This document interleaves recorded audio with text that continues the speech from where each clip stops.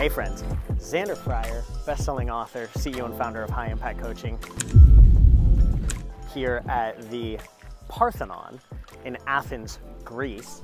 World-famous Parthenon on the Acropolis. Check out this view over here. I'm not sure you can see, but whew, beautiful. And today we're going to be going over how to become a coach remembered from millennia, much like Zeus, the god of all gods. And we're going to do this whole thing while giving you a quick little tour around the Acropolis, just to make things more difficult for me, because obviously filming these and teaching amazing content, doing that all on its own isn't enough, obviously. But either way, we're going to make sure that we make shit happen. All right. So Zeus. A lot of people don't know this about Zeus, but there's that view. There's that view, guys. A lot of people don't know this about Zeus, but Zeus, among Greek mythology, obviously he's the god of thunder, the god of rain, the god of the skies, commonly known among Greek mythology as being the wisest of all of the gods, the strongest of all of the gods. He's known for being just, he's known for being honest, he's known for being strong, he's known for being the protector of all of the cosmos, the protector of literally everything man made and God made alike, the king of all gods, the god of all gods, right? Now, what most people don't realize is he's not respected for being perfect. He's actually respected for being imperfect. And a lot of people don't know this, and there's a lot of reasons that you as a coach can actually learn from this, because Zeus was actually flawed. When he was first starting off, a lot of people don't know this, but in the beginning of Greek mythology, he was just another god, I guess, if that's what you call it, like just being another god, right? But he was just another god like all of the other gods, and it wasn't until later on in his life, after all the mistakes that he made, after the trials and tribulations, that he actually became known as the god of all gods. And it was his mistakes in battle in his younger years when they were fighting and overwhelmed by the Titans. It was those mistakes that actually led people to revering him. He's commonly known as being very human-like. Even though he's a god, he's very human-like in his choices and his decision-making processes. And that's why people revered him, because it gave people and humankind hope. Hope that someone so flawed, and hope that somebody so mistaken, imperfect, could become the god of all gods. And I want you to realize this as a coach, because there's 3 things that you need to learn from Zeus in order to become a coach that is remembered for millennia, okay? And the number one thing that you need to learn from Zeus is that it's not your perfection that makes you remembered and revered, because you're not born great. It's your imperfection. It's not how you were born that makes you great. It's your imperfection and the things that you overcome that make you great, and what makes you someone that people want to follow as a leader, right? See, if Zeus was just perfect, humans would not revere him. Humans would not respect him, because he's just this perfect figure that nobody can relate to. But it's actually the imperfections of Zeus that actually make him so amazing and so connected to humankind. It's the things that he's able to overcome. It's the life mistakes that he made. See, if you're perfect as a human, nobody's going to want to follow you, but it's your imperfections and your courage to face them that makes you someone that people want to follow. You have to be courageous enough and wise enough to accept your fears, be humble enough to know that they're there, but brave enough to put them out for the world so that you can lead others with those same imperfections, past those imperfections. That's going to be what connects you to other people. That's number 1. Number 2, Zeus didn't start out strong, he didn't start out wise. Zeus actually started out weak.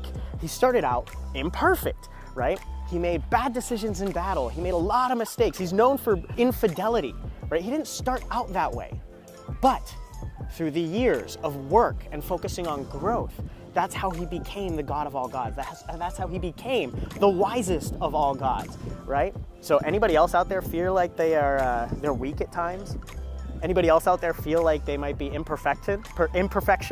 I feel like I'm imperfection at its finest, to be honest, right?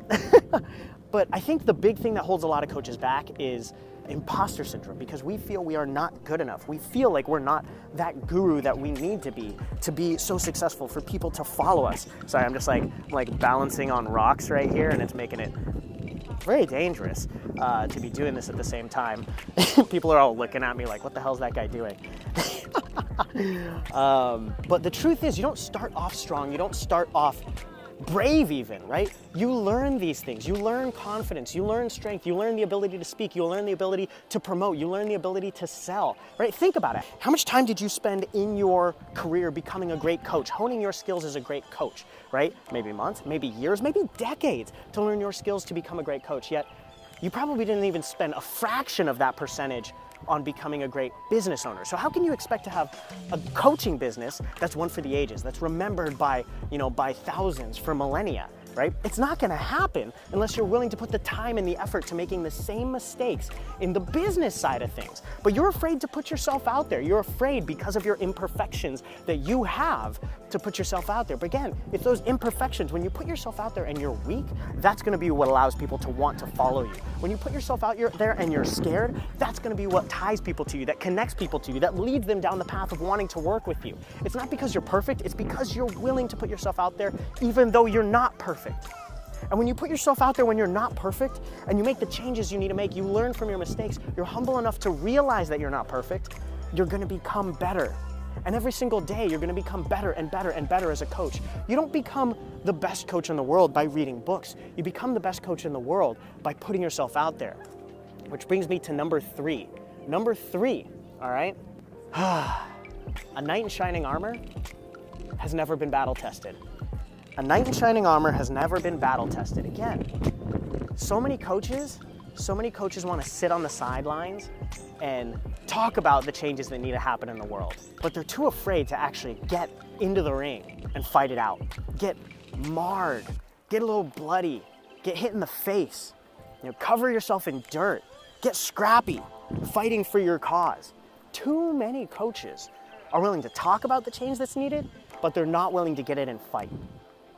That's where you are at right now if you're not where you want to be in the coaching space. You haven't been willing to just put yourself out there, let your own shit go, stop being so damn selfish and thinking about yourself and the criticism and the judgment that you're facing. Oh, what if I do this wrong? What if I'm not good enough? What if people judge me? What if my logo's not the right color, right? None of that shit matters, all right?